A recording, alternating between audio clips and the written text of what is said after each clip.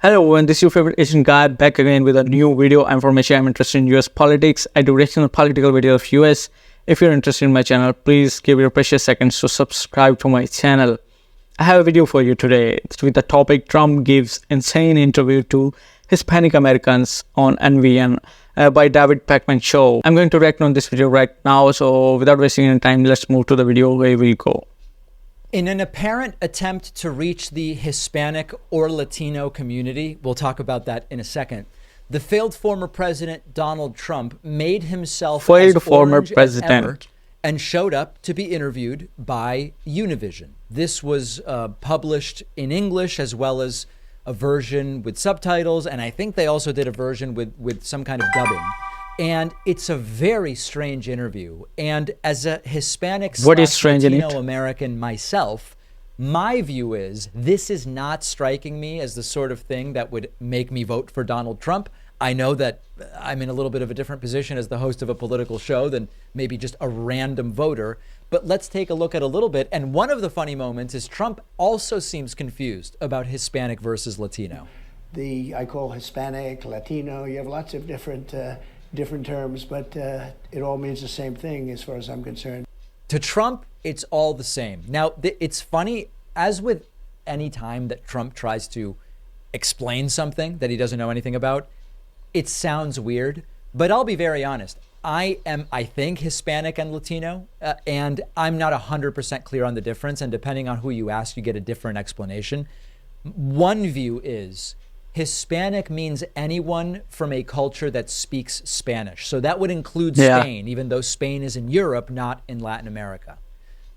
Under that view, Latino would mean from Latin America and speaking Spanish. So under Latino, Spain is out, but Brazil also would be out, and the other South American countries that don't speak Spanish would be out. There are other people who say Latino refers to the geography of Central and South America. And so Brazil, where Portuguese is spoken, is included in Latino. Honestly, I get different answers every time I talk to people about this. It's quite a situation. It'll, I guess, be reassuring that Trump's as confused as anybody else. Then it got weird, as if this wasn't a weird moment. Trump then started talking once again about World War III. They love to talk about Hillary would have gotten us into World War III. Biden's going to get us into World War III. And Trump says if such a World War III were to take place, Mexico would probably no longer exist. Listen to this. We could end up in World War III. And if World War III happens, probably Mexico will no longer be around because the power of nuclear weapons are so big. Yeah. If they hit us, you're going to be wiped out too. That's how bad it is. And when I hear these people talking about the environment and over a 300-year period, the oceans will rise by 1/100th of an inch. And this is such a threat. It's not a threat. The threat is not global warming. It's nuclear warming. It's the single biggest threat to your country, to our country, to every country. Now, the funny thing about Trump bringing up, so first of all, standard Republican fear-mongering, make people afraid so that they will vote for you. Netanyahu does it in Israel. Republicans love to do it. Fear, fear, fear. Vote for me. I will resolve that issue for you. Okay.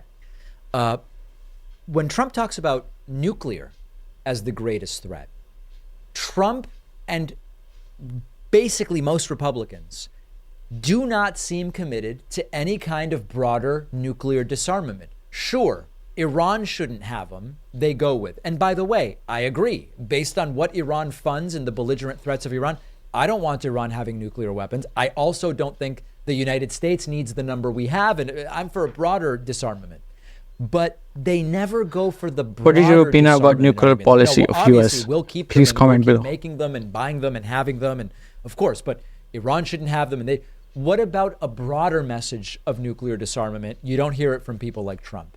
Trump then admits, and remember, when they tell us what they're going to do, we should believe them. Trump admits that since it's been done to him, he will weaponize the DOJ against his political enemies if he gets that opportunity. His former President Donald Trump addressed Spanish-speaking voters yesterday in an interview with Univision. This aired last night. It was with Univision correspondent and CBS News contributor Enrique Acevedo, who asked the former president if he planned to use the FBI and the Justice Department to target his opponents if he got a second term. Yeah, it could certainly happen in reverse. It could certainly happen in reverse. What they've done is they've released the genie out of the box. You understand that? They've done something that nobody thought. Boxed genie. You know, it's sort of like wine. We're used to having genies in a bottle, but you do sometimes find boxed wine. It's sort of like a low rent thing. And you can also, by the way, I know nothing about wine. For all I know, boxed wine is fine. You could also find a boxed genie. What would happen? They've done indictments in order to win an election. They call it weaponization. And the people aren't going to stand for it. But yeah, they have done something that allows the next party. I mean, if I happen to be president and I see somebody who's doing well and beating me very badly, I say, there you go. Go down and indict them. Mostly that would be, they would be out of business. They'd be out. They'd be out of the election.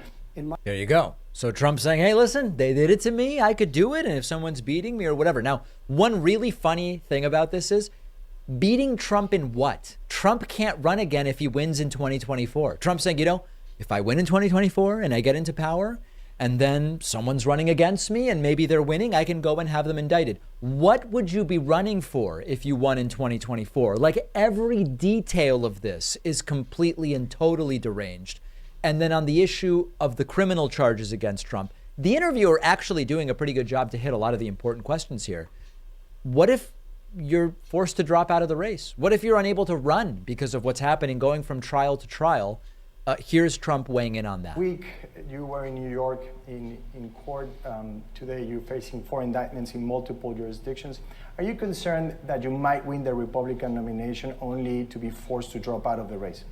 Well, I don't think you drop out. I think the people know it's a political persecution. It's a political hoax. This is Biden, who's the worst president in the history of our country. We've never had a president so dumb, so incompetent, and so corrupt from the standpoint of what they're doing. What do you think? Trump is the worst president in the history of US, or Biden is the worst president in the history of the US? Comment below. Anything like it. And I'm probably the only guy ever indicted whose poll numbers have shot up through the roof. I mean, it's actually been helpful from the standpoint of getting elected, because the people understand it. It's a hoax. And everything they did, whether they rigged the election last time or this, it's the same thing. It's all the same thing. And frankly, it's the only thing they're good at. They're good at rigging elections. This is a form of rigging an election. So they think they can damage me. Now, so far, it's been the exact opposite, because when you study it, and I have a voice. I mean, I have a voice with you. I have a voice with others where I can. All right. So the point here is Trump just doesn't think that these criminal trials and these charges are going to ultimately hurt him. So a really wacky interview. I'm not sure how many Latino voters were convinced to vote for Trump for this interview. I do think it's important to mention Republicans love telling the story that Hispanic voters in 2020, huge surge for Trump. It doesn't really seem that that's the case. Historically, if you look at 2008, 2012, 2016, somewhere between 27 and 33% of Latino voters voted for the Republican. It seems as though maybe Trump improved on that by like a point or so in 2020, but the numbers I'm finding don't show the Latino surge for Trump. So something to keep in mind.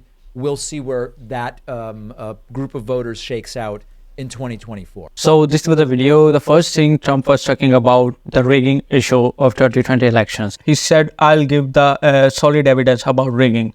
Still, everybody is waiting for the evidences, and still the evidences are missing from Trump. I saw, in my opinion, and I saw a lot of Black Americans supporting Trump right now. He also wants Hispanic American support. So who you are? So if you're a Black American and if you are, Hispanic American, you can tell me about your opinion in the comment section. Who you are supporting Trump?